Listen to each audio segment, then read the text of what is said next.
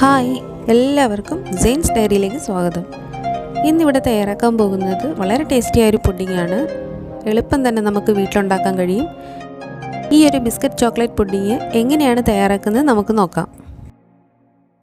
നമുക്കിത് ഇഷ്ടമുള്ള ഏത് പാത്രത്തിൽ വേണമെങ്കിലും തയ്യാറാക്കാൻ കഴിയും. ഞാനിവിടെ എടുത്തിരിക്കുന്നത് ഒരു ഫ്രൈ പാനാണ്. അതിലേക്ക് ഒരല്പം എണ്ണ എല്ലായിടവും ഒന്ന് തേച്ച് കൊടുക്കുകയാണ്. ഇനി ഇതിലേക്ക് നമുക്ക് ആവശ്യം കുറച്ച് പഴമാണ്. ഞാനിവിടെ 2 പഴം അരിഞ്ഞു വെച്ചിട്ടുണ്ട്. അതിന് ഈ പാത്രത്തിലേക്കൊന്ന് നിരത്തി വെച്ച് കൊടുക്കാം. നമുക്കിഷ്ടമുള്ള പഴം ചേർക്കാവുന്നതാണ്. ഇനി ഞാൻ മറ്റൊരു പാത്രത്തിലേക്ക് 1/2 ലിറ്റർ പാലിനെ ഒഴിച്ചു കൊടുക്കുകയാണ്. അതിലേക്ക് 3 ടേബിൾ സ്പൂൺ കോൺഫ്ലോർ ആണ് ചേർത്ത് കൊടുക്കുന്നത്. ഇതിന് കട്ടയില്ലാത്ത രീതിയിൽ ഒന്നങ്ങ് മിക്സ് ചെയ്ത് കൊടുക്കാം.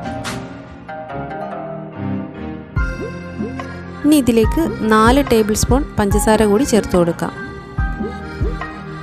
അതും കൂടി ചേർത്ത് നമുക്കൊന്ന് ഇളക്കി കൊടുക്കാം. പഞ്ചസാര മധുരം കുറച്ച് കൂടുതൽ വേണമെന്നുണ്ടെങ്കിൽ 1 ടേബിൾ സ്പൂൺ പഞ്ചസാര കൂടി ചേർക്കാവുന്നതാണ്. ഇനി ഇതിലേക്ക് 1.5 ടേബിൾ സ്പൂൺ കൊക്കോ പൗഡർ കൂടി ചേർത്ത് കൊടുക്കാം. അതും കൂടി ചേർത്ത് നമുക്ക് നന്നായി ഒന്ന് മിക്സ് ചെയ്തെടുക്കാം.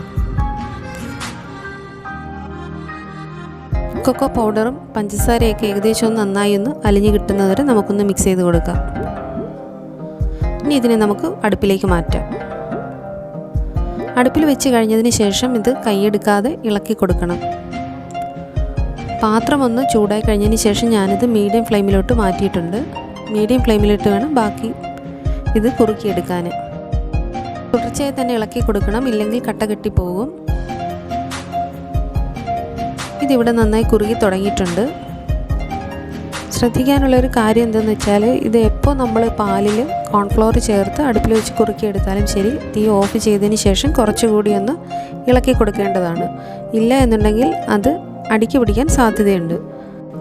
ഇതിവിടെ പരുവത്തിന് കുറുകി കിട്ടിയിട്ടുണ്ട്. തീ ഓഫ് ചെയ്ത് കൊടുക്കുകയാണ്. തീ ഓഫ് ചെയ്തതിന് ശേഷവും കുറച്ചൊന്ന് ഇളക്കി കൊടുക്കണം. ഇനി ഇതിലേക്ക് നമുക്ക് 2 ടേബിൾ സ്പൂൺ ബട്ടർ ചേർത്ത് കൊടുക്കാം. 100 ഗ്രാം ഡാർക്ക് ചോക്ലേറ്റ് കൂടി ചേർത്ത് കൊടുക്കാം.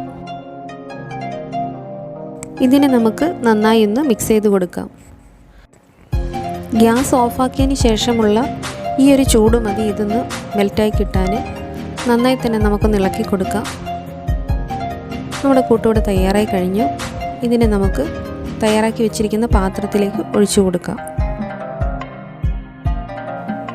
ചൂടോടുകൂടി പെട്ടെന്ന് തന്നെ ഒഴിച്ചു കൊടുക്കണം, ഇല്ല എന്നുണ്ടെങ്കിൽ പെട്ടെന്ന് തന്നെ സെറ്റായി പോകും.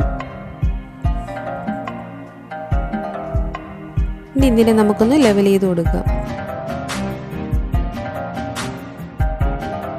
ഇനി ഇതിലേക്ക് ആവശ്യം കുറച്ച് ബിസ്ക്കറ്റാണ്. ഞാനിവിടെ ഗുഡ് ഡേയുടെ ബിസ്ക്കറ്റാണ് എടുത്തിരിക്കുന്നത്. നിങ്ങൾക്ക് ഏത് ബിസ്ക്കറ്റ് വേണമെങ്കിലും എടുക്കാവുന്നതാണ്. ബിസ്ക്കറ്റ് ഇതിൻ്റെ മുകളിലേക്ക് വെച്ച് കൊടുക്കുമ്പോൾ ഒന്ന് അമർത്തി വെച്ച് കൊടുക്കാൻ ശ്രമിക്കണം. ഗ്യാപ്പുള്ള ഇടങ്ങളിൽ നമുക്ക് ബിസ്ക്കറ്റ് ചെറുതായി ഒന്ന് ഒടിച്ചിട്ട് വയ്ക്കാവുന്നതാണ്. ഇതിനെ നമുക്കങ്ങ് പ്രസ് ചെയ്ത് കൊടുക്കാം. അതിനുശേഷം 2 മണിക്കൂർ ഫ്രീസറിൽ വെച്ച് തണുപ്പിച്ചെടുക്കാം. ഇതിപ്പോൾ ഇവിടെ 2 മണിക്കൂർ ഫ്രീസറിൽ വെച്ച് തണുപ്പിച്ചെടുത്തതാണ്. ഇതിനെ നമുക്കിനി ഒരു പ്ലേറ്റിലേക്ക് മാറ്റാം.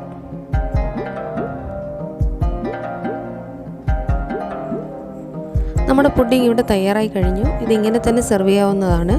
ഞാനിതിനൊരു ഭംഗിക്ക് വേണ്ടിയിട്ട് കുറച്ച് ബിസ്ക്കറ്റ് പൊടിച്ചതിന് സൈഡുകളിലൊക്കെ ഒന്ന് വെച്ച് കൊടുക്കുകയാണ്. ബിസ്ക്കറ്റും ചോക്ലേറ്റും ഒക്കെ കൊണ്ട് തയ്യാറാക്കുന്ന ഈ ഒരു പുഡിങ് വളരെ ടേസ്റ്റിയാണ്. നിങ്ങളെല്ലാവരും ഒന്ന് ട്രൈ ചെയ്ത് നോക്കണം.